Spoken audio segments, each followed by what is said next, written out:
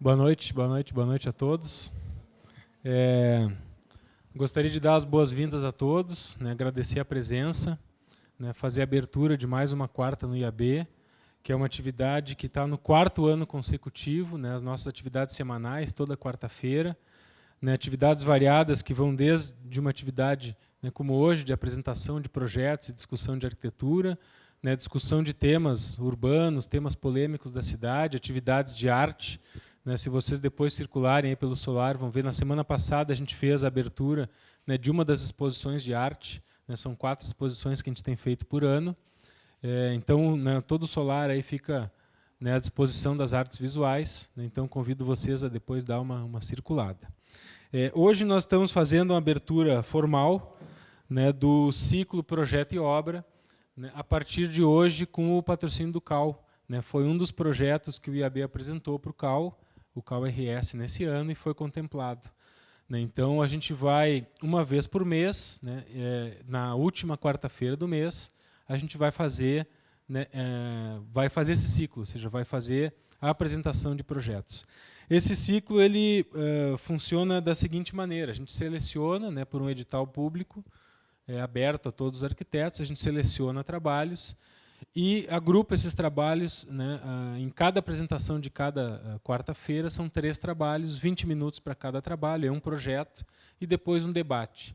Né, a gente tem buscado, né, nas últimas edições, reunir, agrupar esses trabalhos por temas, né, é o que a gente vai fazer, né, a partir de agora. No dia de hoje, os nossos colegas que vão apresentar projetos, eles foram convidados, né, porque acabou atrasando nossa relação, o nosso processo com o CAL, e a gente não teria tempo de fazer hoje, já com os trabalhos selecionados. Então, a gente resolveu convidar, né, a partir de critérios, obviamente, de qualidade da arquitetura, de qualidade das obras, né, que vão ser apresentadas. E hoje com o tema, né, dos centros comerciais urbanos, ou seja, os centros comerciais integrados com a cidade, né, e vocês vão ver 3 belos exemplos de arquitetura nesse sentido. Esse ciclo Projeto e Obra, ele existe desde 2013. Né, em 2013 a gente fez, eu acho que 8 ou 9 edições. Em 2014 a gente fez poucas, acredito que 2 ou 3 só. Nesse ano nós já fizemos 2, inclusive uma também em Caxias do Sul. E hoje que se inicia, né, o novo ciclo, agora com o patrocínio. E a gente pretende fazer 8, né? Eu acho que são 7 ou 8 edições de agora até maio do ano que vem. 8, né? A gente vai reunir todos esses trabalhos, e isso é algo que está também no projeto nosso com o CAL. A gente vai reunir todos eles e fazer a publicação no final do ciclo de um catálogo. Né? Então, os trabalhos apresentados em 2013, esses de 2014, os que já foram apresentados esse ano, e todos esses que vêm, né, de hoje, né, para frente. E a gente vai publicar depois esse catálogo numa edição especial da revista Espaço, né, que é a revista nossa aqui do IAB, e é um número que vai ser um número muito semelhante a esse, que é do Prêmio IAB, que é a premiação dos estudantes. Né? Então, a ideia nossa é abrir, acredito que vai ser possível uma página para cada um dos projetos, e depois fazer uma distribuição ampla, né, desse material, né, através do CAL também, né, para os arquitetos do Rio Grande do Sul. Esse aqui, eu não sei se vocês já estão recebendo pelo correio. Alguém já recebeu ou não? Ainda não, né? A gente já encaminhou para o CAL, né, então esse aqui é a edição especial do prêmio, vocês vão receber em breve, acredito, né, pelo correio, né, que essa é a parceria nossa com o CAL. Esse projeto do Prêmio AB é uma parceria nossa também com a Caixa. O edital de 2015, a gente abriu ele faz uns 2 meses, né, acredito que ele está disponível, está aberto. Né, a gente teve algumas inscrições, menos até do que a gente imaginou. A gente acha que um pouco pela correria do dia a dia nosso no escritório, pelo menos, né, a gente percebe isso. A gente faz uma semana, a gente reuniu a comissão de seleção, né, formada por 3 colegas. Depois a arquiteta Heloíse vai nominar e vai fazer uma leitura breve da ata dos trabalhos selecionados, mas esses colegas eles fizeram uma análise desse conjunto de trabalhos apresentados, selecionaram alguns e também resgataram alguns trabalhos do ano de 2013 que se inscreveram, mas não chegaram a ser apresentados. Então, também recuperaram alguns trabalhos do ano de 2013. Eu passo para ela daí fazer essa leitura, né, da ata e a leitura dos trabalhos selecionados. Amanhã a gente pretende publicar no site, né, para que quem inscreveu os seus trabalhos possa acompanhar e possa ter, né, um retorno, né, dessa inscrição. Então, eu passo, Heloísa. Boa noite. Gostaria de agradecer a todos a presença. Eu vou dar uma lida bem rápida aqui da ata de julgamento. O julgamento foi realizado no sábado, tá? No dia 19. Dia 19 de setembro de 2015, às 9 horas, a comissão julgadora do ciclo Projeto e Obra, formada pelos arquitetos e urbanistas André Ruia, Hilton Albano Vieira Fagundes e Paulo Ricardo Brigato,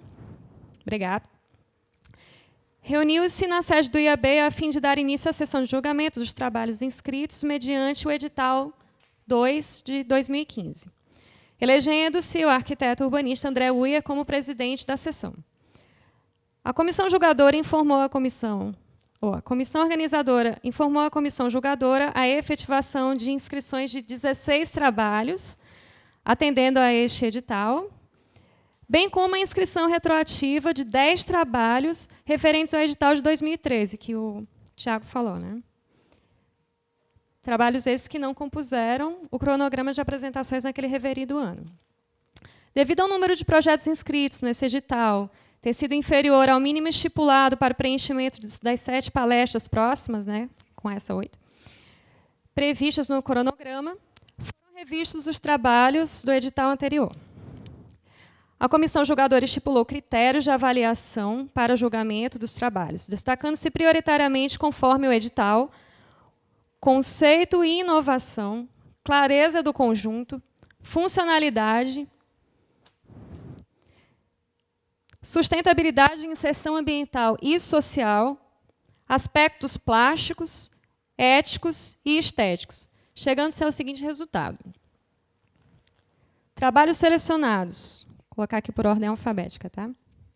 Foram 11 trabalhos selecionados referentes a este edital de 2015.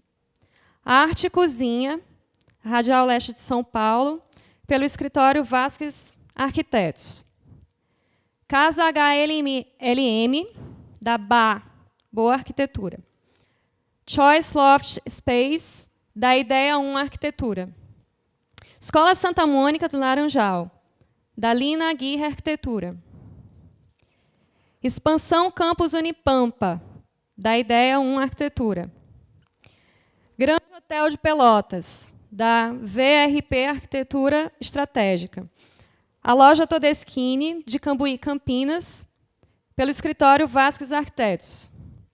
Plano Cicloviário de Canoas, pela 3C Arquitetura e Urbanismo.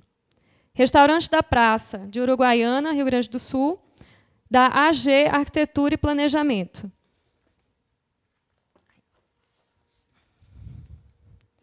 Sede da OAB de Caxias do Sul, pela Vasques Arquitetos. Sede da Cindy Lojas, pela Torres e Belo Arquitetos Associados. Essas foram referentes a essa nova inscrição. Da inscrição de 2013, do edital de 2013, foram selecionados 3 trabalhos. Casa 2V, da Brasil Rodrigues Arquitetos. Praça Municipal, da Arquitetura Nacional. Rua Coberta de Carlos Barbosa, da 4D Arquitetura. Concluindo a apreciação dos trabalhos, chegou-se ao resultado de 14 trabalhos selecionados para comporem o ciclo Projeto e Obra, cumprindo o cronograma a definir pela comissão organizadora. A comissão julgadora sugere ao IAB-RS que reabra edital para novas inscrições. Encerrada, lavra-se a ata. Porto Alegre, 19 de setembro.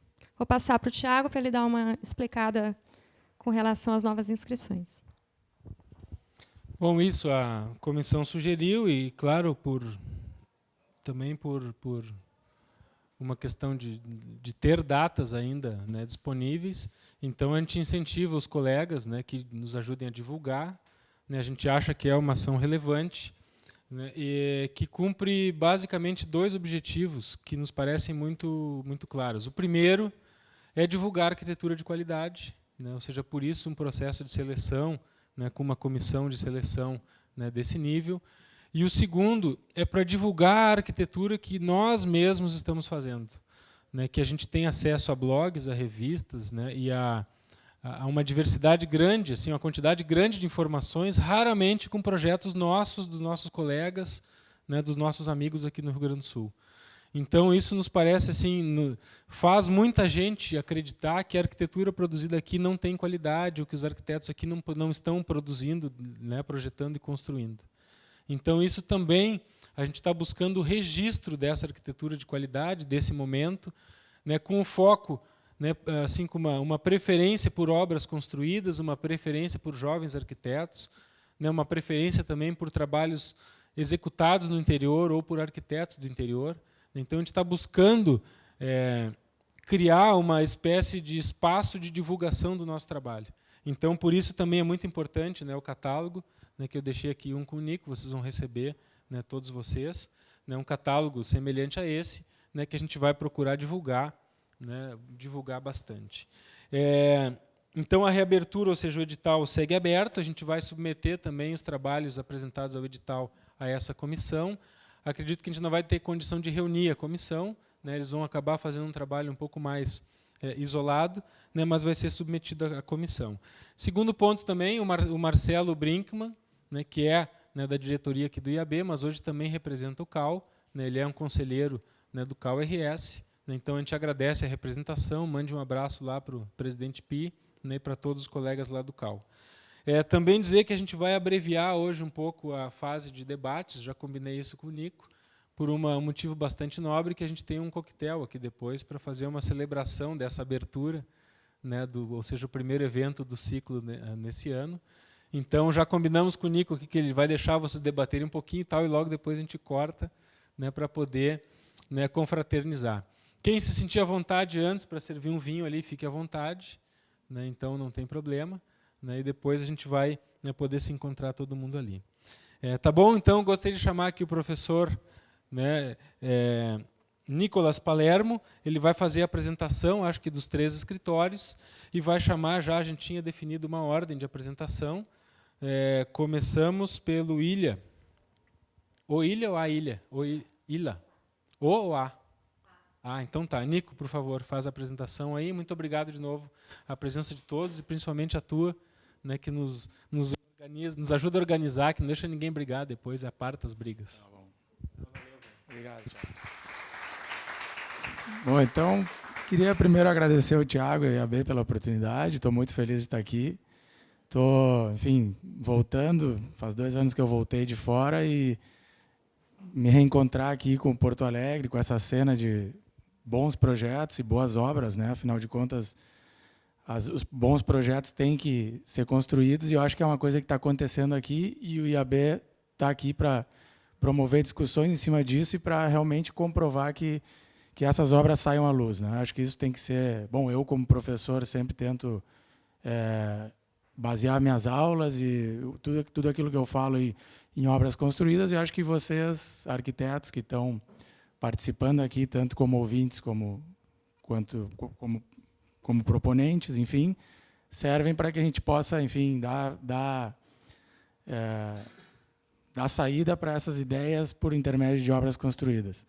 Então, bom, não vou me prolongar muito, acho que o tema aqui escolhido é muito fértil, acho que os ciclos dessa temporada, digamos assim, começam muito bem. A discussão, obviamente, do espaço público, o espaço privado, como que a gente faz para qualificar a cidade por intermédio de projetos privados, é algo que está em discussão no mundo inteiro, e nós, aqui no Brasil, obviamente, como corremos um pouquinho atrás, então precisamos muito disso. E acho que o tema é muito oportuno e muito fértil, como eu disse também, e vão se gerar discussões muito boas. Então, agradeço mais uma vez, estou muito orgulhoso de estar aqui, muito feliz, e espero que aproveitem as explicações dos projetos e, posteriormente, a discussão, né? E, por último, o coquetel, que também é muito bem-vindo, certo? Então, temos, na sequência, 3 escritórios de arquitetura, o ILA, certo a pronúncia? A arquitetura que vai apresentar o projeto do Pátio Ivo Riso, que fica no Moinhos de Vento.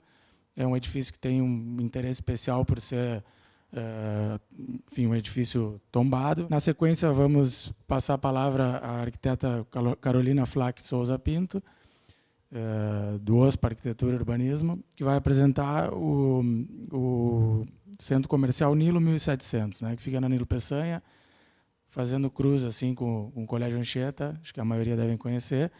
E, por último, vou passar a palavra para o arquiteto Ronaldo Rezende, que vai apresentar um projeto que está mais ou menos na mesma zona, né? O projeto do Viva Open Mall, está também numa zona que está se consolidando muito, quase em frente ao Shopping Iguatemi, né? Então, desejo a todos uma boa noite, uma boa noite de palestras, e passo a palavra para a arquiteta Mariana Hugo.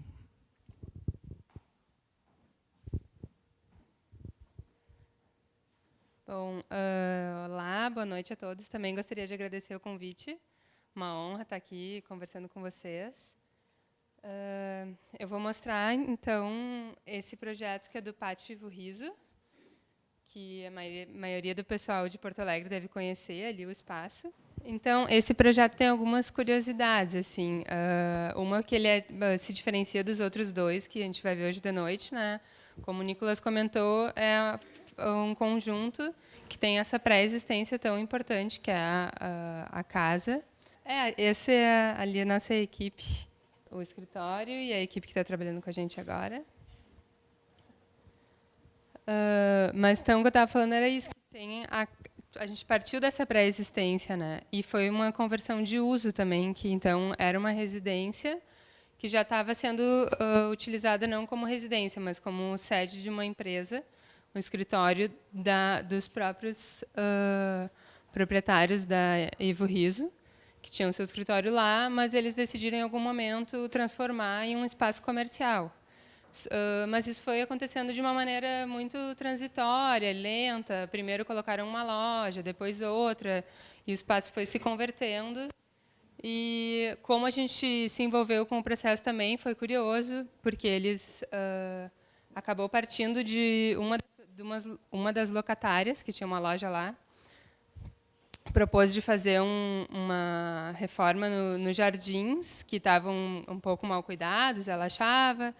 E aí nos procuraram, porque talvez não fosse só o ajardinamento, um projeto de paisagismo, e aí a gente acabou fazendo algumas sugestões para o proprietário. E aí a gente acabou fazendo um diagnóstico, pensando sobre o espaço, o que poderia ser melhor.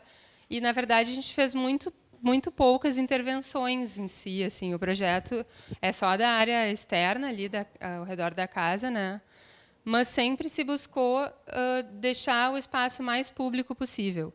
Então, as lojas já estavam ocupando o espaço, mas ainda não era tão acessado, assim, a não ser quem já conhecesse alguma loja ou tivesse indo diretamente na loja, passaria ou entraria mesmo no espaço. A gente pensava que deveria se tornar um caminho, uma passarela, uma calçada, uma rua pública.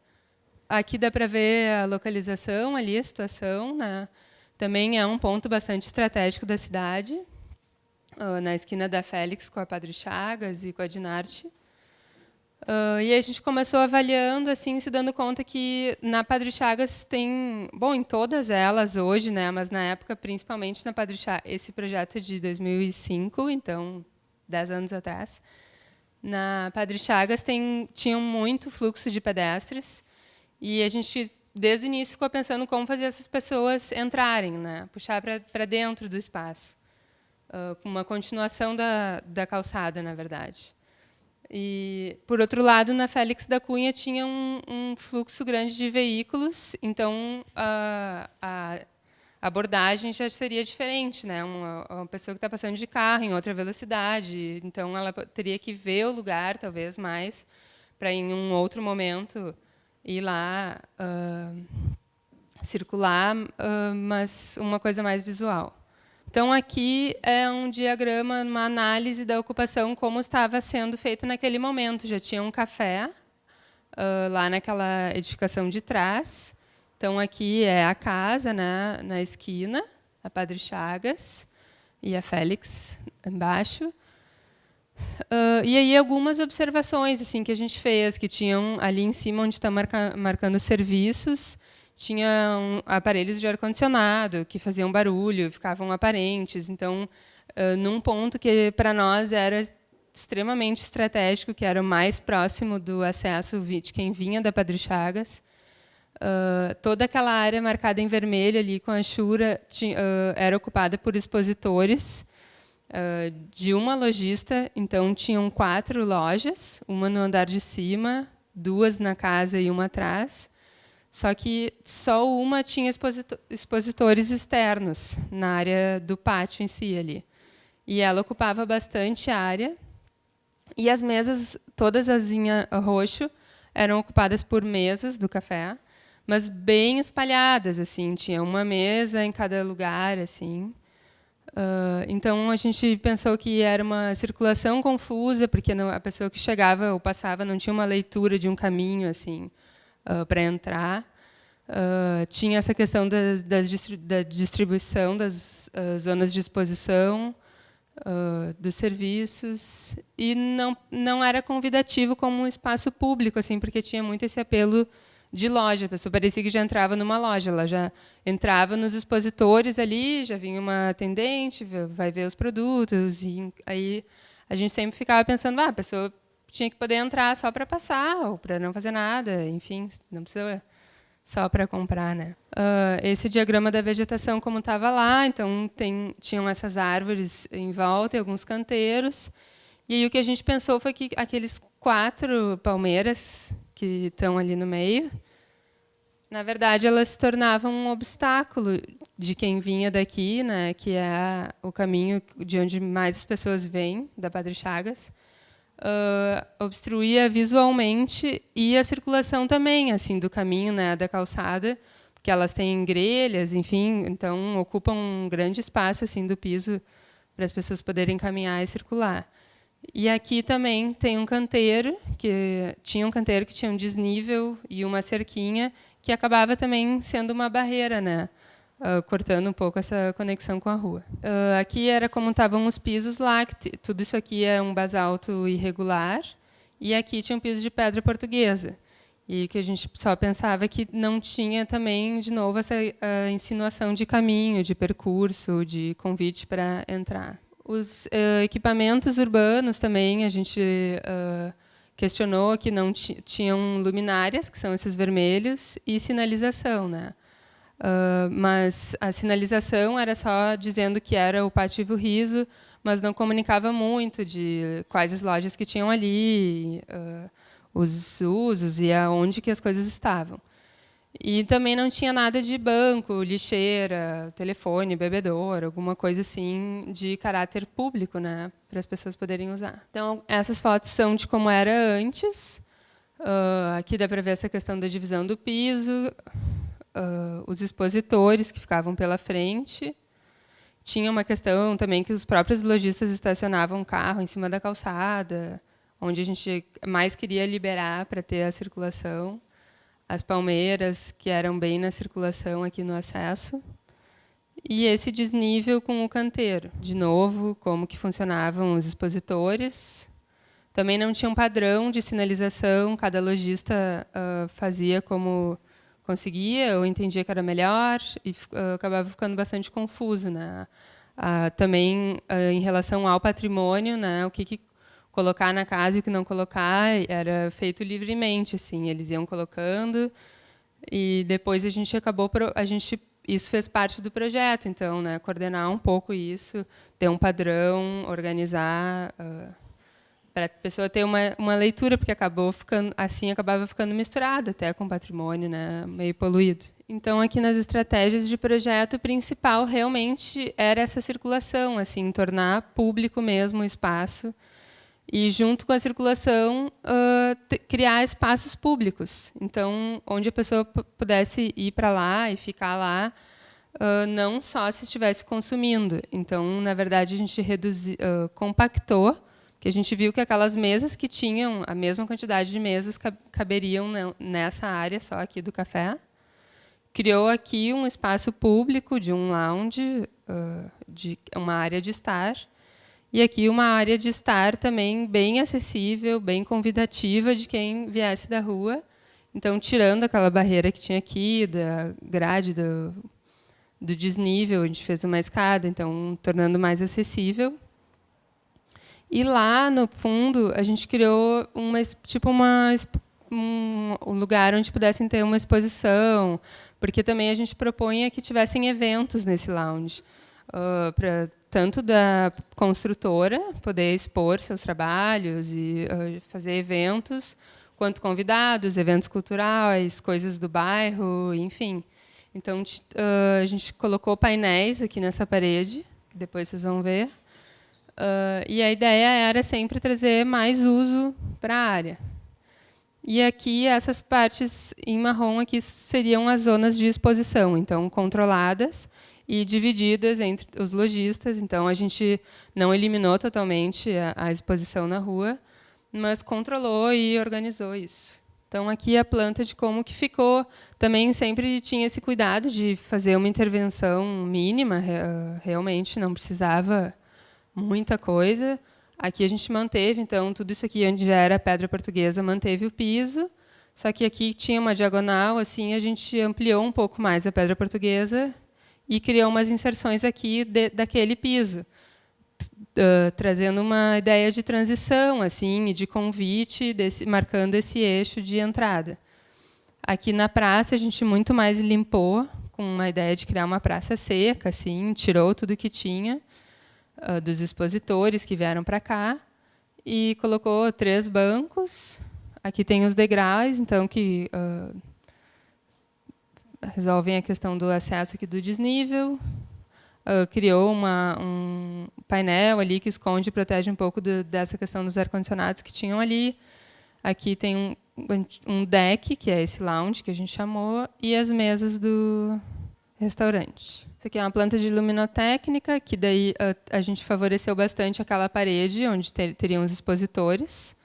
E esse eixo que a gente sempre buscou marcar no projeto, aqui e aqui. Então, marcando essa circulação, buscando fazer com que as pessoas entrassem no espaço.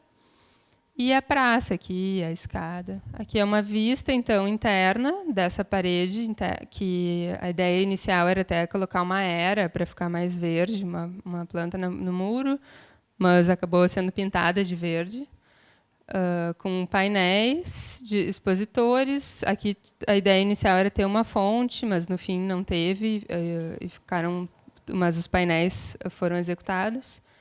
Aí essa ideia do deck que ficava aqui nesse espaço dos ar-condicionados. Então, criando uma paisagem e um percurso. Assim, também a ideia era acontecer coisas diferentes ao longo do percurso, criar um percurso por dentro do pátio. Aqui alguma coisa de detalhamento, que a gente se preocupava bastante em as lixeiras e os bancos, tudo que tivesse lá ter uma conexão, uma linguagem arquitetônica única e que conversasse. Os bancos foram... Na verdade, a gente queria que eles fossem de concreto, mas a gente foi simplificando, e eles foram executados com alvenaria e revestidos de basalto, mas mantendo uma forma parecida. Então, aqui é uma imagem de como ficou. Tem a praça aqui, com os bancos. Depois, eles acharam muito frio, a gente colocou madeira daí em cima para as pessoas sentarem. Eles funcionavam também como canteiro, tem uma árvore. E essa questão do acesso aqui do eixo livre, os expositores aqui nos lados e o deck ali. E a comunicação visual, que ficou assim e todas iguais. E aí era uma luta com as lojistas, porque eles não faziam o que tinha que fazer, não queriam tirar. A gente ia lá, conversava, eles ganharam um manual do lojista, todos, como que tinha que ser, a sinalização, a gente ajudava, mas... A gente chegava lá, tinha banners, às vezes aqui, e coisas, enfim, fazem parte da vida. Aqui dá para ver essa questão do deck, aqui que a gente protegeu um pouco. Essa área de exposição aqui, a gente tinha previsto plantas, mas também foi uma negociação. Outra vista. Aí mais a parte de dentro, então, com o deck e os expositores, que são esses painéis, que a gente fez de vidro, justamente com a ideia de trocarem, de ser uma coisa bem temporária, para fazerem eventos e usarem esse lugar. Agora, está sendo bem mais usado, assim, que foi que a gente imaginava para eventos mesmo, coisas para a comunidade, enfim. Então, tá. Obrigada.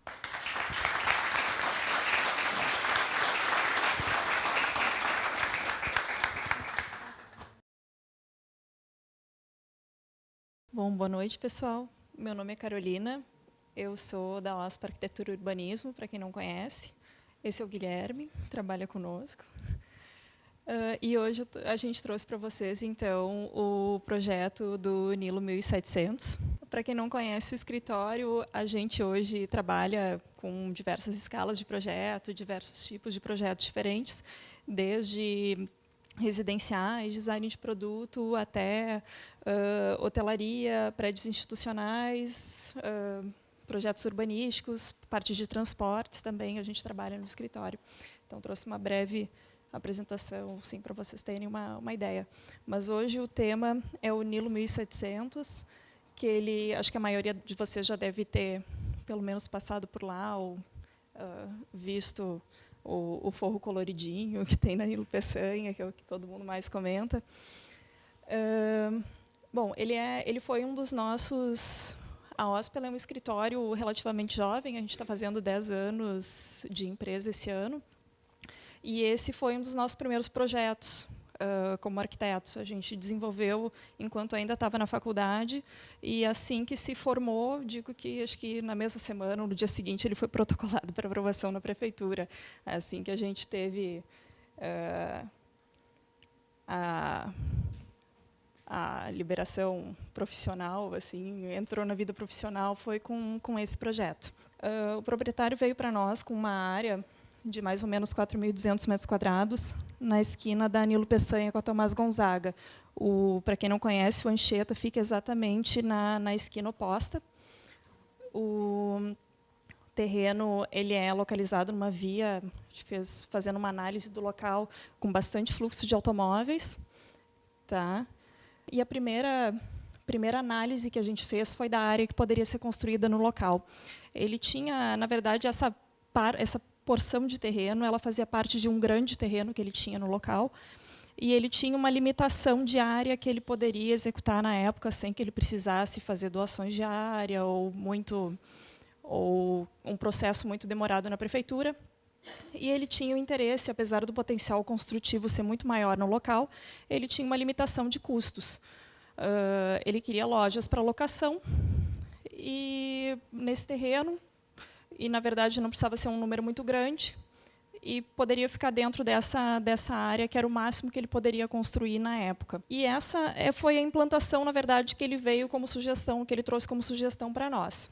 Ele teria a testada maior para a Rua Tomás Gonzaga, que é a rua de menor fluxo, e assim ele conseguiria dispor de 12 lojas para locação. A gente, fazendo uma análise então do local, a gente percebeu que a maior visibilidade desse terreno, ele na verdade não vinha daquela via lateral da maior testada, ela vinha sim da Nilo Peçanha. Então a gente fez uma proposta, na verdade um pouco diferente do que ele imaginava, colocando o maior número de lojas possível para Nilo Peçanha, tornando o centro comercial. Na verdade, o objetivo dele não era nem um centro comercial, eram lojas que ele via como independentes na época, para que ele pudesse locar. E assim a gente colocou o maior número de lojas para Nilo Peçanha, e as outras lojas, então, utilizando o resto da área, a gente colocou com frente para Tomás Gonzaga, essas com uma área um pouquinho maior do que as da Nilo Peçanha, em compensação. Entre as duas edificações, a gente criou uma circulação, tanto para que se pudesse ter acesso a uma comunicação da frente do terreno com os fundos do terreno, quanto como isolamento de riscos de incêndio, para que ele não precisasse fazer uma instalação de muita infraestrutura. Foi uma compartimentação para que ele não precisasse instalar hidrantes, nem nada muito complexo na edificação. Com isso, a gente ainda dispôs, por ser uma via de muito fluxo de automóveis, a gente não ia conseguir fugir de ter estacionamentos no local. Então, um dos principais atrativos seria ter vagas digamos, de acesso rápido, voltadas para a via principal, para que as pessoas pudessem ver que elas poderiam estacionar rapidamente e utilizar das lojas, né? E da mesma forma, a gente aproveitou a área de terreno que ficou nos fundos para dispor de mais vagas de estacionamento. Então, fazendo uma análise justamente desse contraponto do carro, e, ao mesmo tempo, garantindo a visibilidade das lojas para as pessoas que passassem pela rua, a gente buscou elevar todas as lojas, aproveitando a topografia do terreno e, com isso, garantindo que as pessoas pudessem enxergar as vitrines das lojas por cima dos carros. E aí a gente está colocando uma planta baixa para vocês entenderem como esse seria o resultado final. Tá? Depois a gente vai entrar um pouco mais na parte construtiva também. Mas uma das ideias que sempre se buscou, apesar de ser uma via de trânsito de fluxo rápido, de muito automóvel, a gente precisava atrair as pessoas para esse lugar, e não só os automóveis. Então, tem essa... Ele funciona hoje, a gente vai ver nas imagens mais adiante, muito mais como uma praça, ou bastante como uma praça, com café na esquina, e com os espaços verdes programados para as pessoas poderem utilizar, sentar. Uma coisa legal que acabou acontecendo, antes mesmo de a gente colocar os bancos, de o cliente instalar os bancos no local, as pessoas já sentavam no chão para fazer lanche ou tomar um café, e acabaram utilizando o espaço mais ainda, ou mais rápido do que a gente imaginava, mesmo antes de todas as lojas estarem ocupadas lá. Em termos de ocupação, a gente deixou... são 12 lojas, né? Mas elas podem ser unidas ou separadas. E puderam ser feitos mezaninos internos também para ampliar a loja, a área de cada uma. Mas o cliente ele optou por locar elas individualmente e buscar não, na medida do possível, que fossem locadas sempre individualmente, não 2 a 2 ou 3 a 3, para que ele pudesse ter bastante diversidade nos usos. Se uma desocupa, a outra mantém vivo aquele local, então ele tem sempre atividades bem diversas. Porque, senão, se ele locasse 6 lojas para um locatário só, um dia desocupa e o espaço fica todo vazio. Então, ele sim mantém sempre uma mistura e mantém sempre a maior parte das lojas ocupadas e movimentadas. Garantindo essa flexibilidade, então, a gente colocou, tratando como lojas individuais, os banheiros na parte dos fundos, então garantindo um salão amplo para que cada uma pudesse fazer o que quisesse.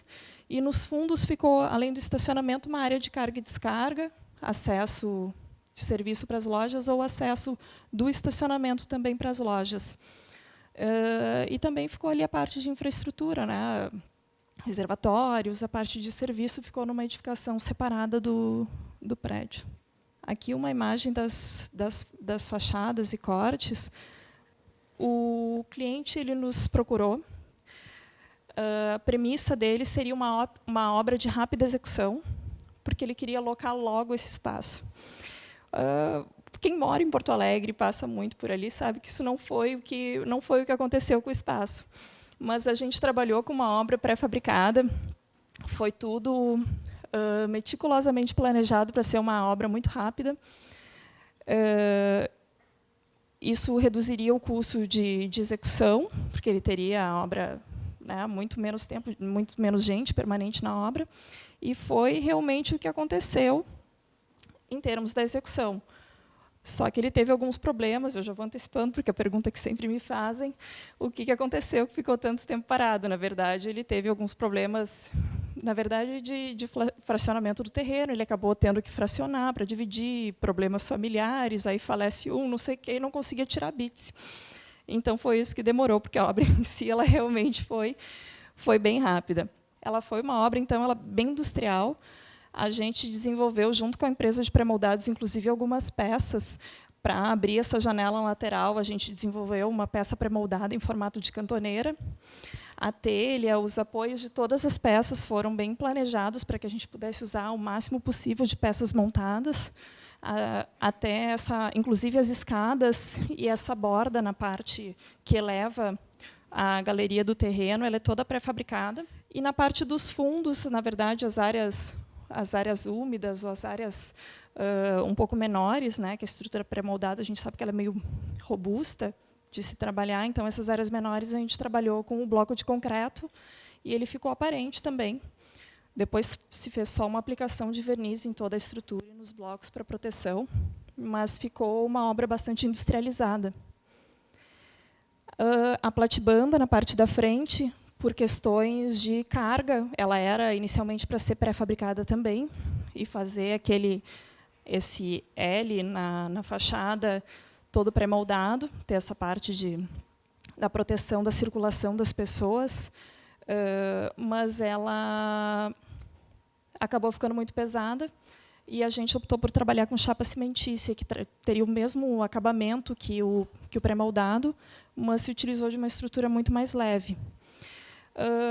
Aí, por trás de toda essa obra super industrial, faltava alguma coisa, assim, um direito de brincar com alguma coisa e de fugir dessa cara de concreto, que foi o forro colorido, que a gente pensou em utilizar madeira, mas madeira ela ia ser uma coisa que ia dar muita manutenção, a gente precisava de alguma coisa contrastante, e se optou por esse forro de alumínio, que, na verdade, ele não poderia ter uma cor só, ele teria que ter várias cores para que ele não chamasse atenção para nenhuma das lojas que tivesse ali instaladas, e sim que ele ficasse legal com todas elas.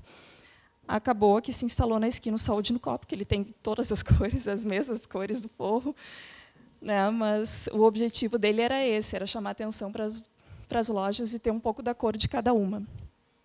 Nessa imagem, a gente pode ver também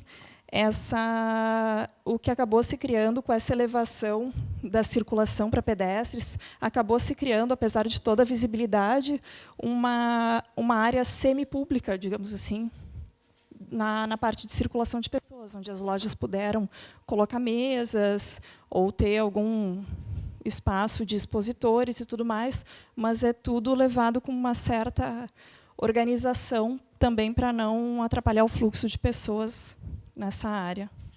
Aqui vocês podem ver uma imagem de como ele ficou depois concluído, tá? O corte de pele ele acabou ficando antes, mas eu queria falar um pouco também da comunicação visual para vocês. A parte do paisagismo também foi toda feita por nós, foi toda pensada em conjunto com a arquitetura. E a parte dos letreiros, ele foi todo pensado, ele fez parte da arquitetura desde a concepção, tanto a comunicação visual como a parte da organização de como as lojas iam poder colocar o seu nome e fazer a parte de divulgação da loja, né?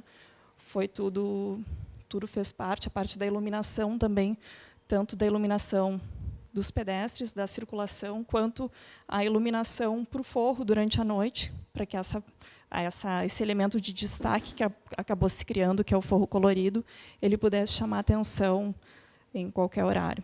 Aqui dá para ver a parte dos fundos, como que ela ficou, a parte também de sinalização das lojas, inclusive na entrada pelos fundos, dá para se ver aí. Ela foi trabalhada também de acordo com a paginação dos blocos, foi trabalhado junto, da mesma maneira que a gente trabalhou com a empresa de pré-moldados, a gente trabalhou com a empresa de blocos, para poder executar eles não contrafiados. As esquadrias, tudo modulado certinho para que não tivesse corte, então foi tudo feito na medida de cada material, de cada fabricante, de cada técnica que fosse ser utilizada. E ali nos fundos, então, foi criada uma segunda praça, que ela acaba não sendo tão utilizada, mas que é uma proposta que eles pudessem também colocar uma parte de sorvete ou de alimentação que atraia público para essa parte dos fundos. Ainda fica um potencial para o futuro. Nem sempre a gente consegue tudo que a gente propõe no mesmo momento. Pode passar. Aqui a gente dá para ver aquela separação entre os dois prédios. Foi a caráter de incêndio. Inicialmente a ideia era cobrir aquela área para que as pessoas pudessem, em dia de chuva, transitar de uma cobertura para outra, o que acabou não acontecendo. Os vidros foram, inclusive, comprados, mas, por questões de incêndio, a gente não pôde colocar os vidros, por causa da separação, da compartimentação entre as duas edificações, e, no fim, acabou não prejudicando. Ele ficou uma separação bem pequena entre uma e a outra, e acabou criando um espaço de luz, de entrada de luz entre os dois conjuntos de lojas. Hoje em funcionamento, ainda nessas fotos, ainda não estava com todas as lojas ocupadas, mas já estava sendo utilizado como praça, mesmo tendo uma loja só, já se abriu o tapume por pressão da primeira loja, e ele já acabou. Nos domingos, a gente passava na frente, o pessoal estava sentado no chão, com uma loja só aberta, aproveitando o espaço. Essa área, o gramado que ficou com as árvores, foram resultado das árvores que existiam, aí ficam uns morrinhos na grama. Quando a gente fez a parte da sinalização final, para colocar as plaquinhas assim de numeração de lojas, proibido fumar e tudo mais, se pensou em colocar um não pise na grama. Aí a gente se questionou se a gente realmente não queria que as pessoas pisassem na grama, e acabou que o objetivo, na verdade, era que elas pudessem pisar, sentar e realmente aproveitar da grama, como elas já estavam aproveitando até do chão do espaço, quando ainda não tinha ocupação. E era isso.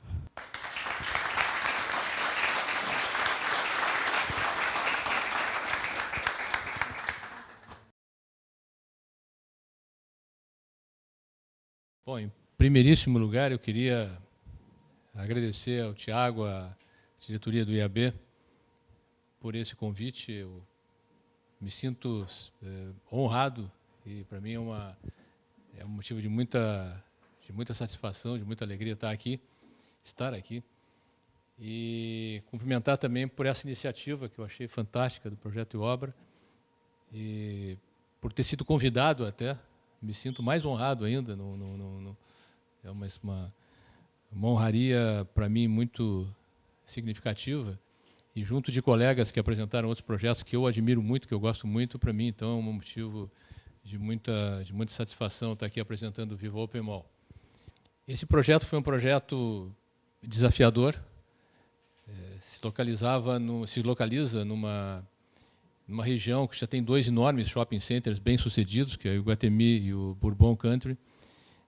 E nós já tínhamos tentado fazer, por intermédio do nosso cliente, que é a Forbes Empreendimentos Imobiliários, que ela é uma divisão da antiga Máquinas Condor. A Máquinas Condor foi dividida em 2 empresas, uma é a Máquinas Condor, que continuou com 1/3 do patrimônio dessa grande empresa, e a outra, a Forbes, que ficou com 2/3, administrando um patrimônio de terrenos significativamente grande.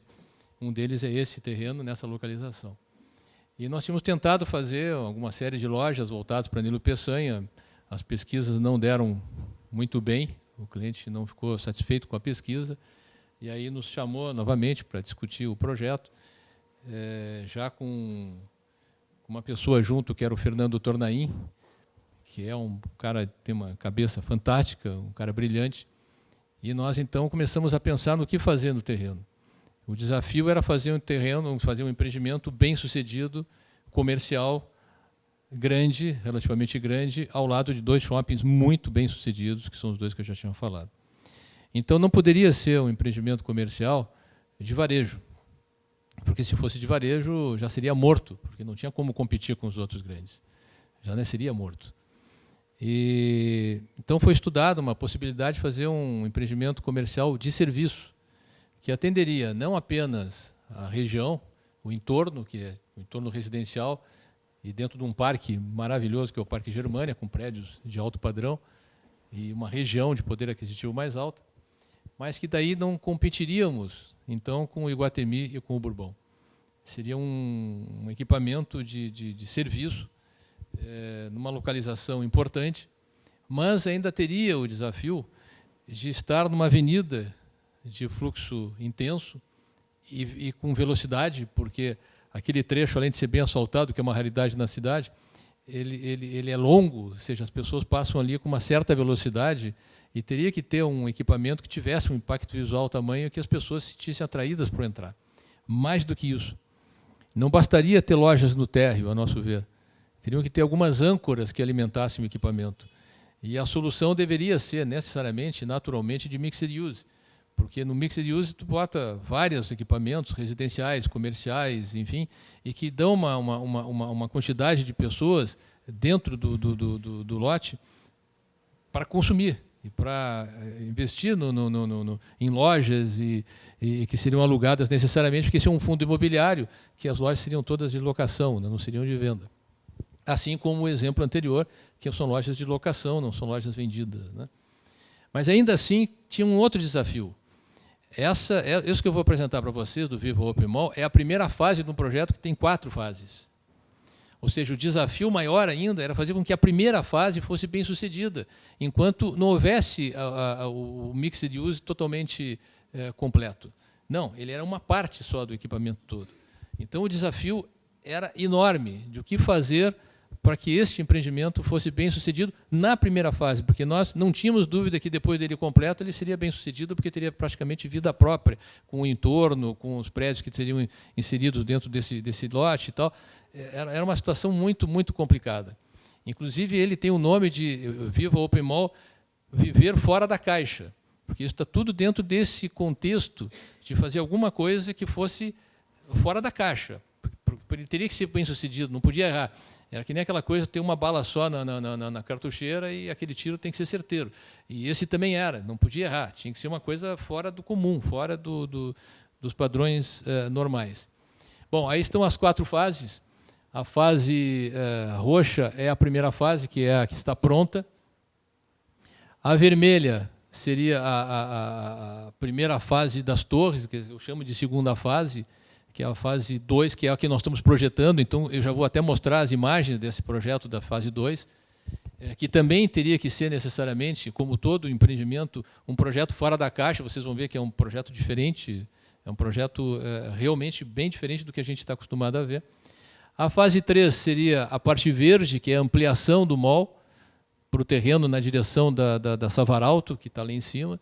E a fase 4 seria a outra torre, que completaria o conjunto. A primeira fase, então, é totalmente comercial. A segunda fase é um prédio de salas de escritórios de diversos tamanhos. E aí o desafio também é tão grande quanto o primeiro, porque o que mais tem à venda em Porto Alegre são salas comerciais. Então, nós tínhamos que criar um projeto, uma coisa maluca, que tivesse um grau de atratividade tão grande que as pessoas se sentissem motivadas a ir para lá, num mercado extremamente saturado enfim, uma coisa assim, um desafio bem maior do que eu imaginava que fosse. E depois, então, as outras fases. Bom, mas o desafio da primeira fase seria criar uma condição de fluxo de gente que não iria pelo movimento da rua, que passa muito rápido, mas como faríamos para criar um movimento no empreendimento que desse fluxo de pessoas e animasse o empreendimento para que ele depois tivesse seu desenvolvimento natural através de um começo de movimento, e daí, então, um fala para o outro fala para um, e a coisa iria se desenvolvendo. Então, foi criado um segundo pavimento, que é uma coisa raríssima, coisa dificílima da área comercial, de ter segundo pavimento. Segundo pavimento significa escada rolante. O pessoal não gosta de subir escada, é chato, escada rolante, as lojas de cima já não têm o mesmo valor da de baixo. Bom, então nós criamos grandes empreendimentos, foi uma discussão longa que nós fizemos, de ter uma academia, e que, por sorte, nós conseguimos a Smart Fit, que tem hoje já quase 3.000 alunos, e a capacidade dela são de 3.500 alunos. Então, 3.500 pessoas na academia seria já um fluxo importante de pessoas a alimentar a parte de baixo. Um curso pré-universitário, que vai ser inaugurado agora em seguida, que também dariam mais 500 ou 600 pessoas naquele conjunto, e uma série de outros pequenos equipamentos ao lado da Smart Fit, com outro acesso, que seria coisas de saúde, como traumatologista, massagem, coisas voltadas à atividade física da Smart Fit, que também daria um fluxo grande no segundo pavimento, e isso faria com que tivesse vida na parte de baixo, que são as lojas, né? E isso, graças a Deus, está sendo bem sucedido. E no primeiro pavimento, então, nós teríamos uma série de lojas de serviço. É interessante que ele tem um estacionamento rápido aqui na frente, que é para as pessoas irem à farmácia, tem um Subway, tem lavanderia, tem uma série de lojas de serviço, que isso aqui é um shopping de serviço e entretenimento, né?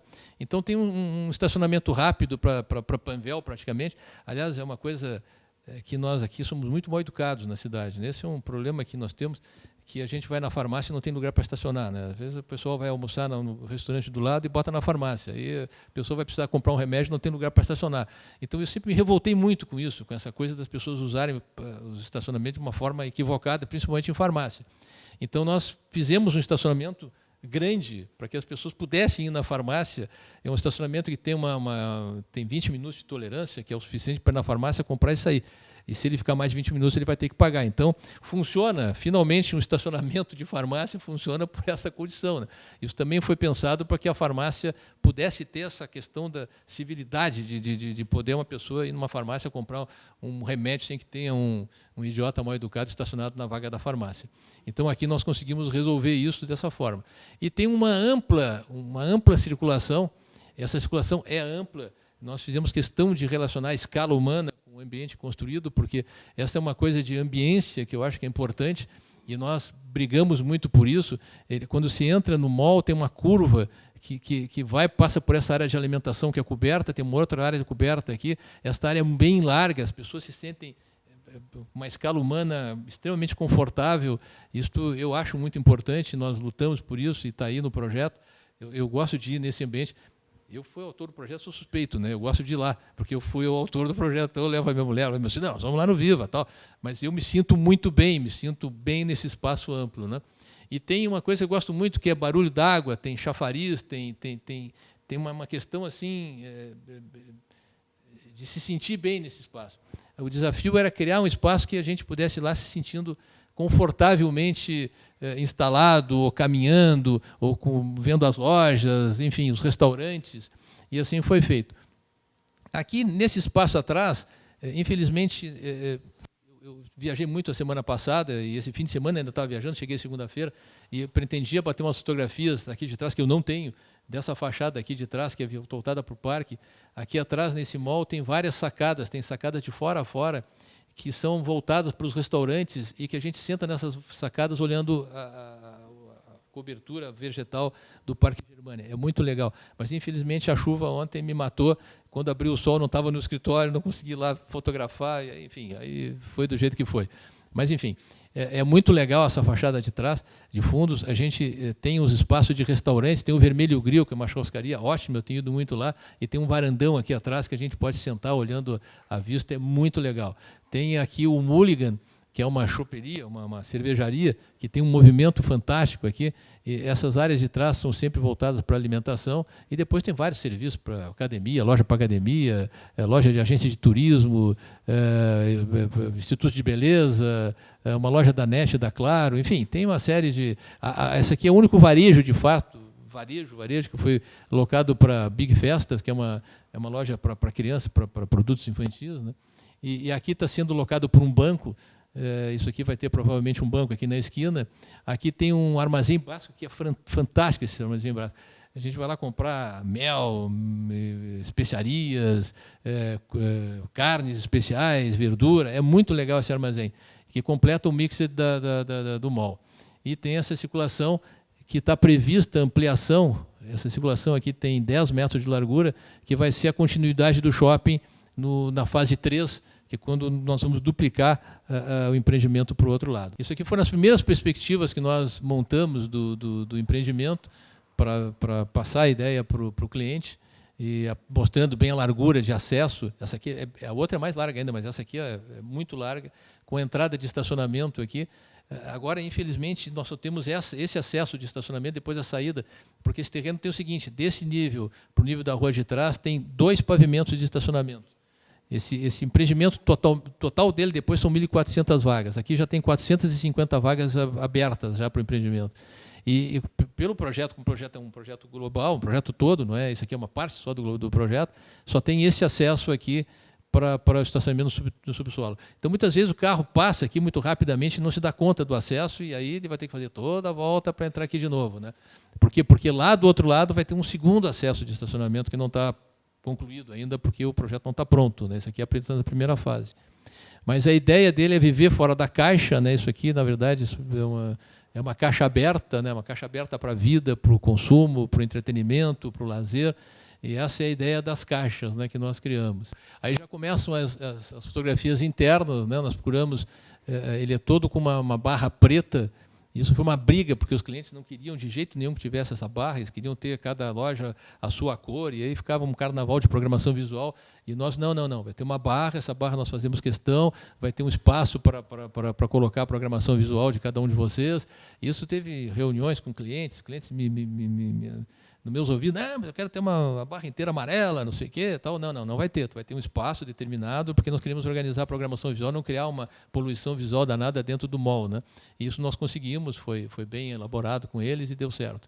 Depois tem a área de alimentação que é coberta, está lá o Mulligan. Aqui vai ter uma outra coisa de alimentação, não me lembro o nome agora. Tem o Sushi Drive, que saiu de lá, veio para cá, agora não é mais Drive, mas melhorou bastante a qualidade, ficou bem legal esse sushi. Depois do lado tem o Vermelho Grill e tem o projeto paisagístico, com essas mesas todas, que foi um projeto feito pelo Takeda, que é meu eterno parceiro de, de 20 anos, e que ele entrou nesse projeto também. Aqui já tem uma visão dos fundos, isso aqui é paralelo a Nilo Peçanha, com os pequenos chafariz. Nós tivemos que baixar um pouco a altura dele, porque molhava, então nós modulamos agora a altura para só ter o barulho e ter essa ambiência da água. É muito legal estar nesse ambiente. Tem esses estofados aqui que a gente senta para tomar chimarrão, tem o chimarródromo com água quente, tem uma ambiência muito legal. E esses brises aqui, eles por trás deles passam todo tipo de tubulação que vocês podem imaginar. Ar-condicionado, hidráulica, elétrica. Nós aprovamos com o cliente criar esse brise, que teria toda uma textura que me interessava muito ter no shopping e que disfarçaria todas as instalações que estão atrás. As instalações passam pela frente e pela trás, estão todas atrás desses brises, né? E ficou muito legal. O aspecto ficou muito bem como a gente queria, né? E isso aqui é muito legal. Isso aqui tem uma largura de... Isso aqui, se não me engano, tem 12 metros ou 14 metros, mas é bem confortável, muito agradável caminhar por aqui. Aí já tem um outro aspecto. E essa aqui é a entrada dos estacionamentos, e aqui tem bicicletário, né? Que tem um desenho da Coca-Cola, porque esse shopping aqui, esse mall, não é um shopping, mas ele tem 4 patrocinadores que dão name rights para ele. A Coca-Cola, a Neugebauer, a Bibs e a Claro Digital. Então, na programação visual tinha que ter o nome dos 4. Essa rua interna, não essa aqui, a de trás, ela tem um patrocínio da Coca-Cola, tem um quiosque enorme da Coca-Cola, que eles fazem toda hora promoções e degustação e fazem movimento lá. A Claro tem uma loja aqui na esquina, a Neugebauer tem uma loja do outro lado, que é a primeira loja conceito da Neugebauer, que eles vendem chocolate que nem bala, tem umas bolinhas que tem todos os sabores possíveis e imaginários, que é uma experiência nova. Tem Wi-Fi em todo o shopping, toda a área do shopping, você chega lá, tem Wi-Fi livre. Tem os estacionamentos, são bem largos. Quem tem carro grande pode ir lá, que não vai ninguém bater as portas do lado, não vai bater na frente, porque tem 5 metros o boxe, tem mais 6 metros da área de circulação, ou seja, foi feito para que as pessoas fossem lá e tivessem conforto. Uma vez o Tornaim disse assim: Ronaldo, eu quero que esse shopping no futuro tenha uma rua da praia não, uma Padre Chagas da Zona Norte. A ideia é que tenha uma Padre Chagas da Zona Norte, que as pessoas vão lá para se divertir, para se distrair, com segurança, porque tem segurança, tem guarda, tem tudo. Infelizmente, nós estamos no Brasil, né? Essa é a área do chimarródromo. Lá está a área coberta da área de alimentação. Aqui tem uma outra vista do empreendimento, com os colchonetes, com os banquinhos acolchoados e tal. E lá nos fundos está a área da área de brinquedo, a loja de brinquedo, agora não me veio o nome. E esse espaço que tem aqui vai ser a ligação com a ampliação do shopping no segundo momento, que já está definido, é só tirar a parede e crescer.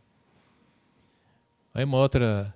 Essa aqui é legal porque é a entrada principal do mall, e isso aqui é curvo, e dá uma escala muito legal. Você pode ver pelas pessoas, o tamanho disso aqui é bem grande, é bem confortável. E essa aqui é a Nilo Peçanha, que a gente deixou até no mesmo nível, não tem nenhum degrau aqui para chegar no shopping. Ela é bem plana, assim, no seu ponto de vista de acessibilidade.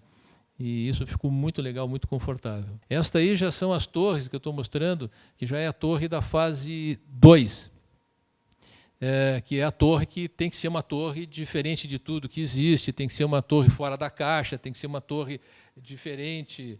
E tem esse espaço aqui que é um respiro lá em cima para as pessoas tomarem café. Aqui tem pé direito triplo de entrada. Essa é a visão de quem está pela Nilo Peçanha. Aqui o acesso da torre 2 e a área de respiro lá em cima. E está encerrada aqui. Essa é a vista do prédio, depois de pronto, do ponto de vista de quem está dentro do mall. Muito obrigado, era isso que eu queria mostrar.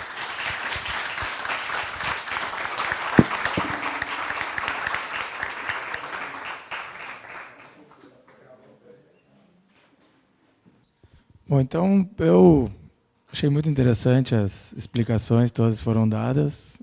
Fui tomando nota aqui de algumas coisas. Eu já conhecia os 3 centros comerciais, mas foi muito oportuno entender as razões pelas quais vocês acabaram tomando uma ou outra, enfim, outra decisão de projeto.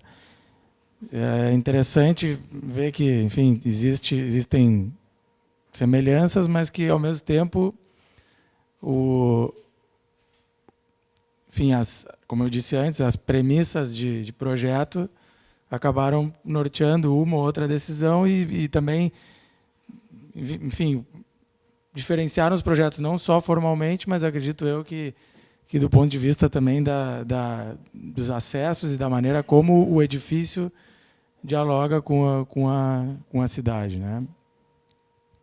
Então, eu vou fazer uma pequena resumo de cada um dos projetos e depois eu vou passando a bola para vocês, enfim, destrincharem isso, né?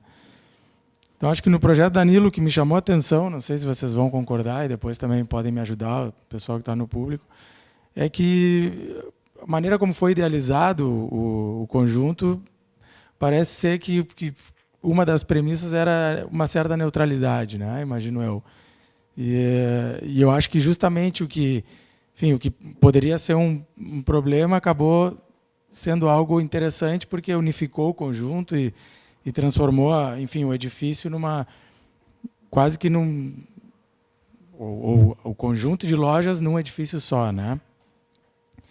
E acho que poderia ser um projeto com premissas muito duras, né? Eu anotei aqui que, pelo que tu foi contando, né, dos problemas de projeto, inclusive os atrasos e tal, e acabou sendo positivo e vocês conseguiram, ao tratar o espaço semipúblico, aquele em volta das lojas, acabaram transformando enfim, o empreendimento num sucesso, né? Quando a gente passa lá, a gente vê que está sempre cheio. Eu já fui algumas vezes lá e acho que os espaços são muito agradáveis. Então, gostaria de perguntar uma coisa que eu fiquei intrigado, que talvez o pessoal do público também tenha anotado. Estava idealizada a questão de lojas com restauração, né, de restaurantes, enfim, e lojas de fast food, enfim, no início do projeto ou não? Não, no início do projeto, a ideia do cliente era lojas, era serviços e varejo, mas não... Na verdade, uma das premissas era não ter alimentação, tanto que ele não comportava instalações de gás.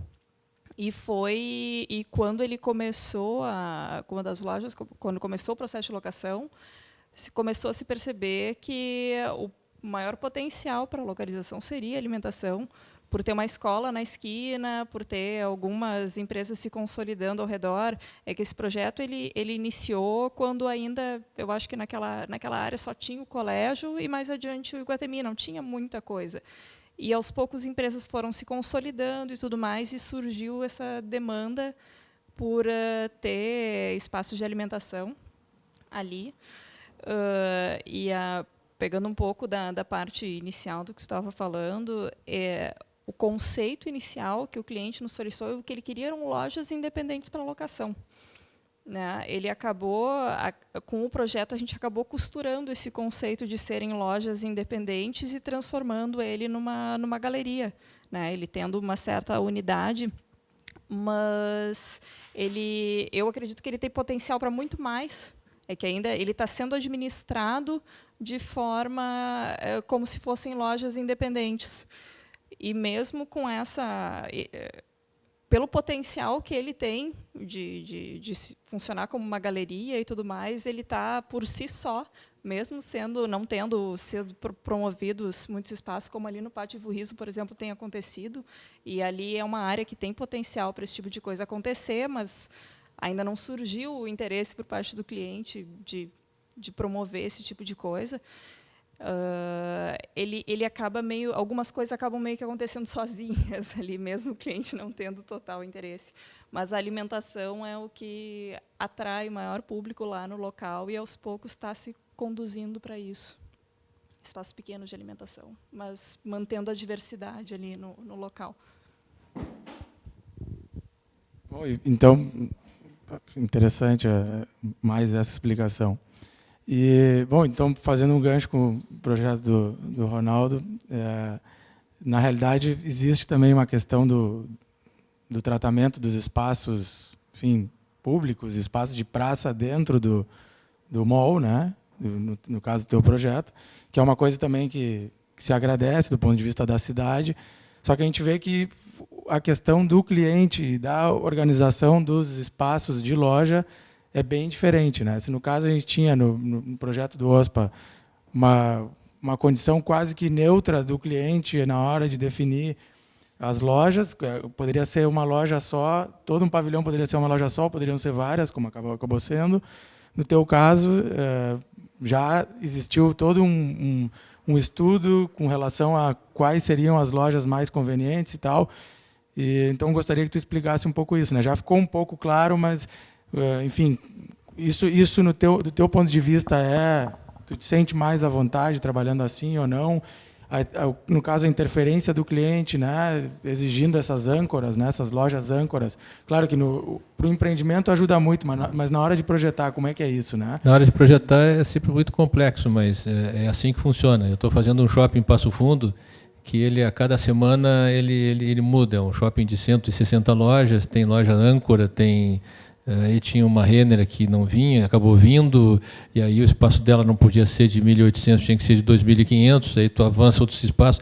Quem se propõe a fazer áreas comerciais como shopping centers tem que estar disposto a isso. Tu não consegue, até vou dizer mais, nós não temos a devida competência para determinar os espaços, porque isso tem aspectos muito técnicos de fluxo. Se tu bota desorganizadamente as lojas âncoras, por exemplo, tu pode gerar fluxo para um lado do equipamento e não gerar para o outro. E aí tu gera problemas seríssimos com os lojistas. Eu já fui lojista, eu já tive loja, já tive um quiosque de cachorro-quente no Iguatemi, já tive loja de artigos infantis, lá que abriram a importação de produtos no Brasil. Eu sempre fui muito empreendedor e a arquitetura não é uma profissão que te dê, no começo da carreira, muita remuneração. Tem que gramar uns 15 anos para ter um pouco de nome e ter uma certa remuneração. Então, eu tinha loja, me virava. E aí eu aprendi isso, quer dizer, se tu não tem fluxo na frente da tua loja, tu está morto. Tu não consegue pagar o aluguel do shopping. Tu está morto, não tem comércio. E essa coisa é tão sensível que daqui a pouco o lojista, e eu conheço o pessoal do Iguatemi, eu penso, mas vem cá, tu me deu um ponto ruim, não tem fluxo, eu quero ir para o outro lado, não quero pagar aluguel, olha, é um inferno. Então, existem aspectos muito técnicos na hora de fazer uma atividade comercial. Olha, aqui tem que ser a área de alimentação, e não pode ser outra, porque se tu espalhar a área de alimentação de determinada forma, tu cria um desequilíbrio no mall. A área de alimentação é a área que chama muita gente, mas chama gente circulando pelas lojas para chegar na área de alimentação, em shopping center. Naquele mall não chega a ser tão isso, porque ele é pequeno, mas no segundo momento será. A gente lembra que ele é a primeira fase. Então, para o segundo momento, aquela área de alimentação ali é estratégica. Certo. Isso enfim, me dá desculpa perfeita para eu falar sobre, enfim, te fazer uma segunda pergunta, uma segunda colocação que tu pode, enfim, dizer que é positiva ou é negativa. Não, por favor. Eu acho que eu, no caso, como usuário, fui lá e tal, eu acho que dois grandes pontos de atração externos ao mall são o parque, que a pessoa, enfim, sai da sua residência, do seu apartamento que está na frente e vai até o parque, passa ali no meio, enfim, né? E aquilo se transforma quase que numa maneira enfim, num fluxo, né, natural. E outra, os edifícios de residenciais estão na frente. Então, acho que isso define muito a questão da permeabilidade do mall, né? Se não houvessem essas duas condicionantes, talvez o mall não pudesse ser aberto, eu acho, né? Senão a gente estaria novamente num caso como é o do Iguatemi, como é o do Bourbon, que o sujeito chega lá de carro, estaciona seu carro, anda dentro e sai, né? Então, desde esse ponto de vista, eu acho que quando se tem uma caixa ou um espaço fechado, como é um shopping center, eu acho que as âncoras tomam determinada importância, porque a gente não tem essas tensões, enfim, que dão os polos externos à obra, né? Que me referi primeiro o parque e os blocos de habitação que estão na frente. Então, gostaria que tu explicasse um pouquinho isso, que eu acho que é diferente, né? Não é a mesma coisa. Ele é diferente, mas não é tão diferente, porque o comprimento total desse shopping, depois de pronto, ele vai ter mais de 100 metros. É uma quadra, não é tão pouco assim. Então, quando tu está lá dentro, as coisas tomam uma outra dimensão, uma outra escala. E aí são importantes essas âncoras, né? Já tem previsto para a segunda fase uma âncora na outra extremidade do mall. Então vai ter uma âncora do lado de cá, que é a praça de alimentação, e vai ter uma outra super âncora do outro lado, que vai fazer com que se equilibre essa circulação. Hoje está desequilibrado, sem dúvida nenhuma, a gente tem consciência disso. Mas eu estou pensando, eu obrigatoriamente tenho que pensar no equipamento depois de pronto como um todo. Então, tem essas âncoras. E as pessoas que passam no parque, percentualmente, essas pessoas que frequentam o mall são muito poucas. Percentualmente é quase nada. As pessoas que vão ao mall vão de carro. E descem, estacionam lá embaixo, se tu entrar lá, tu vai ver a quantidade de carros que tem estacionado lá embaixo. As pessoas vão de carro. Então não adianta, o fluxo é de carro. As pessoas vão para aquele mall de carro. Pouca gente vai a pé, pouquíssima gente vai a pé. Para mim foi uma decepção. Para mim foi um escândalo isso, mas pouquíssima gente vai a pé. Eu acho um horror isso. Naquele lugar ali, a pessoa tinha que estar de bicicleta. Tem bicicletário em cima, tem bicicletário embaixo, tem moto embaixo, tem acesso por cima, por baixo. As pessoas vão sempre para a mesma entrada que a de cima. São as coisas que a gente acaba aprendendo fazendo, né, muitas vezes. A gente pode imaginar, mas a gente não tem, muitas vezes, a informação. Quase que daria para dizer que o shopping poderia ser fechado, enfim, né? Eu não digo fechado, porque o shopping aberto, claro, sob esse ponto de vista, sim. Exagerando. Claro, sem dúvida, mas sob o ponto de vista das pessoas, hoje tu vai à Alemanha, tem shoppings abertos.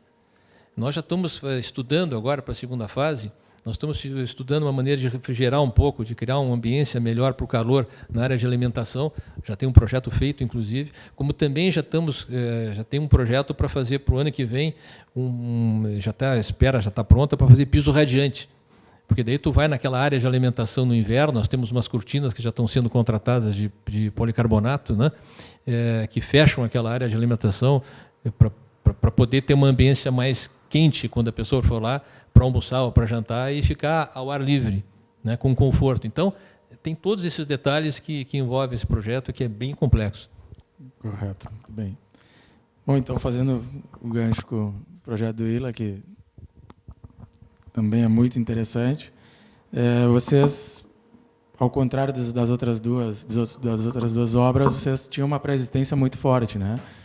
E o que eu pude detectar, e tu vai me dizer se a minha impressão é correta ou não, eu acho que o grande esforço foi tendo aquela praça consolidada, reordenar, enfim, os usos dentro da praça, porque as lojas propriamente, o espaço comercial, propriamente dito, é o da casa, né, que é tombada. Então, acho que é um trabalho muito delicado de ordenação dos fluxos e de colocar com muita sensibilidade onde que vai o deck, onde vão as mesas, para as pessoas sentarem, e onde que vai a parte de exposição da primeira loja, aquela, e, ao mesmo tempo, o tratamento das superfícies, né? Enfim, explicava do painel aquele que tem na parede de fundo, a questão do piso, que é muito importante. Então, queria que tu dissesse se é isso mesmo ou não. Enfim, que eu acho que é um trabalho muito importante quando se trata de projetos com uma pré-existência muito forte, né? Que a gente não está trabalhando com um terreno livre, né? Sem aquelas condicionantes aparentes. Realmente é muito diferente, né, dos projetos deles, porque, primeiro que não sei nem se dá para chamar de um centro comercial, porque é muito pequeno, é outra escala, e isso foi uma coisa que para nós também pesou bastante sempre, que duas coisas, uma do uso, do mix de uso, assim, o que teriam naquelas lojas, e isso a gente discutiu bastante até com o proprietário. A gente começou a querer interferir, não, aqui tinha que ter não sei o quê, e ele, não, sabe, hello, tá alugado, tipo, não, sabe.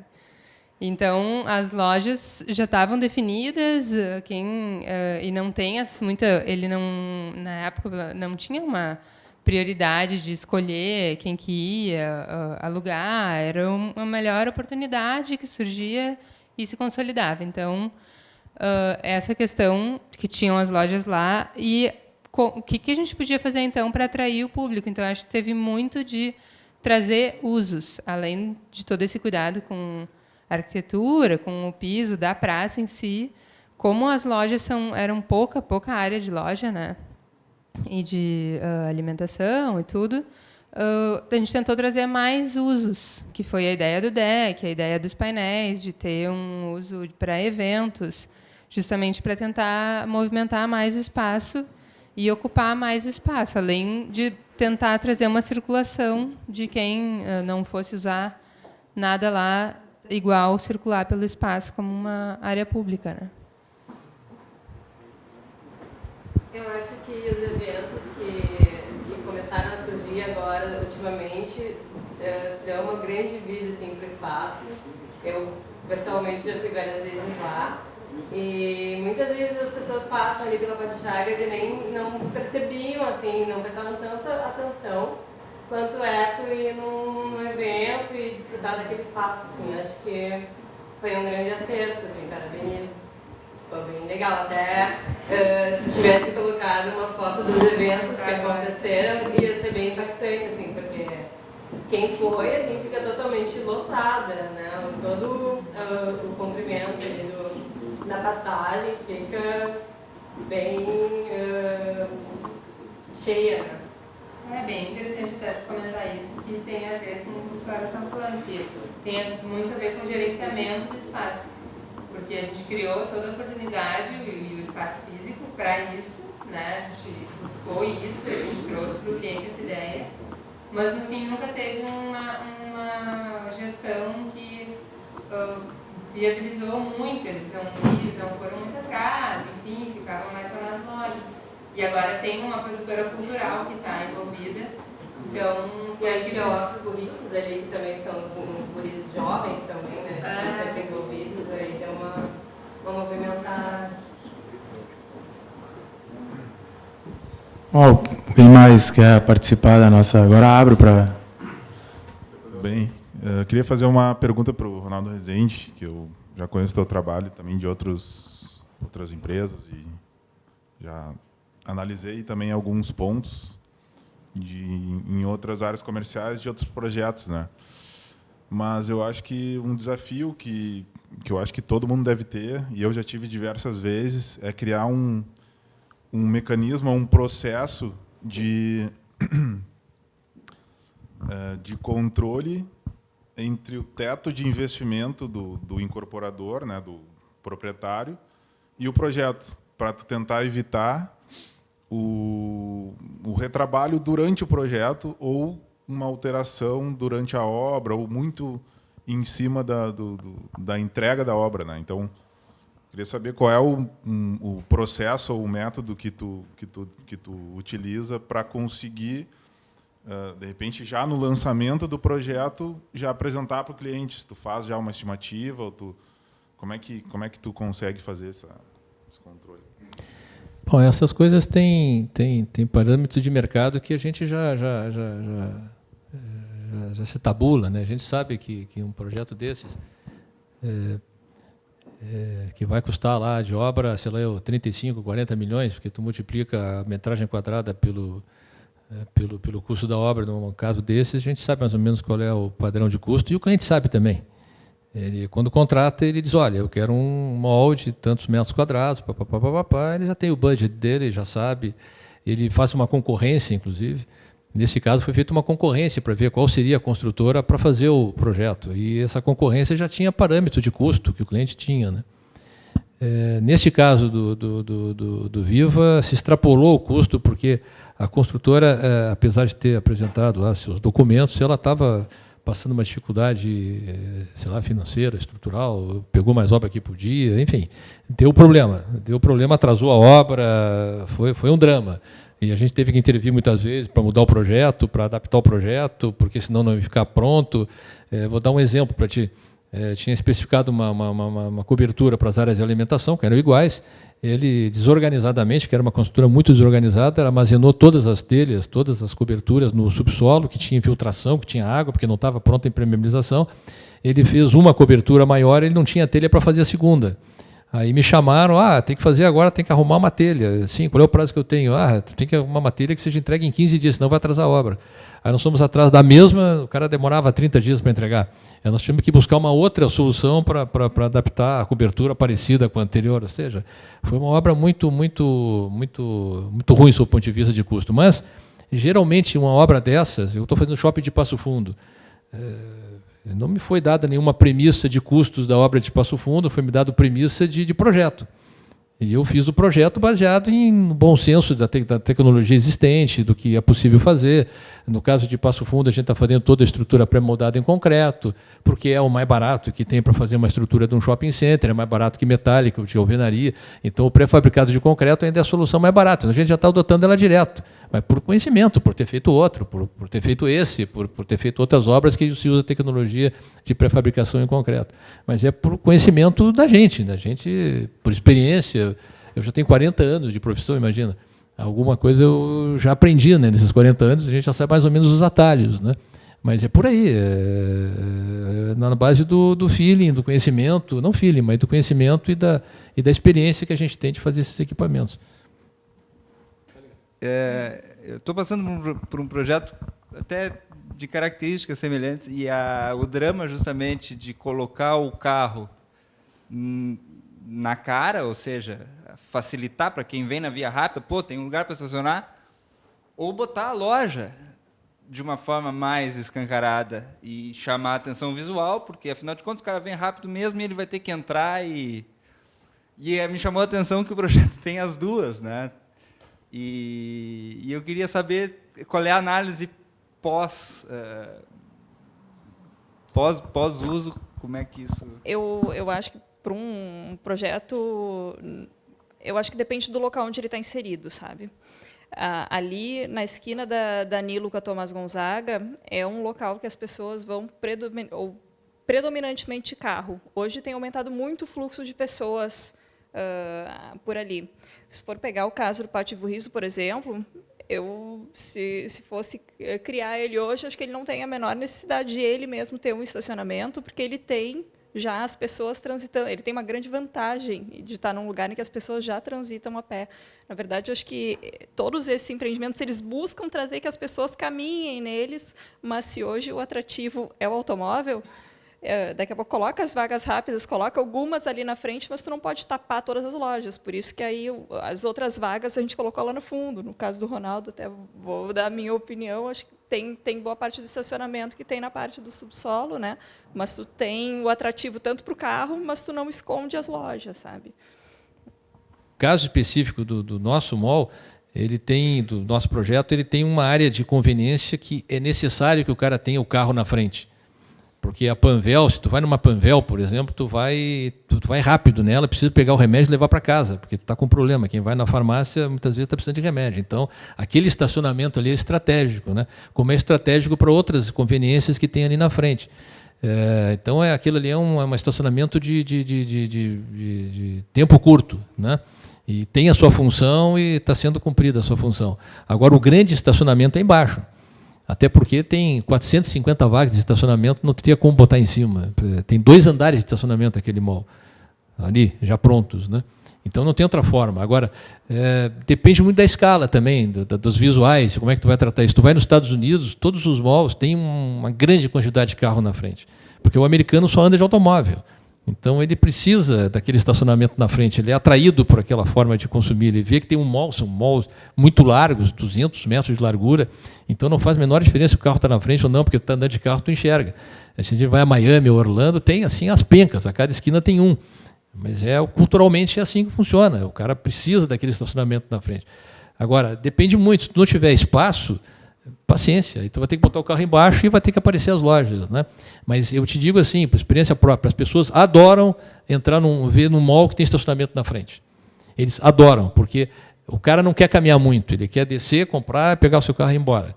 Ninguém tem tempo hoje, então o estacionamento na frente ele é muito importante. Depende da tua escala, do tamanho do terreno, enfim, mas eu acho muito importante. Acho que damos por encerrada a sessão, agradecer aos arquitetos pelas ótimas exposições. Agradecer ao público também e passo a palavra para o Tiago.